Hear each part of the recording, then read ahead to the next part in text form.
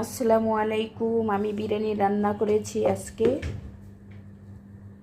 গরুর মাংস দিয়ে আলু দিয়ে। এখন আমি খেতে বসবো।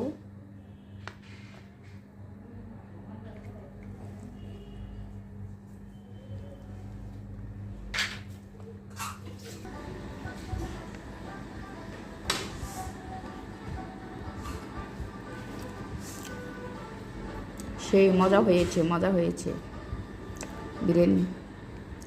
চটপট করে বিরিয়ানি রান্না করলাম।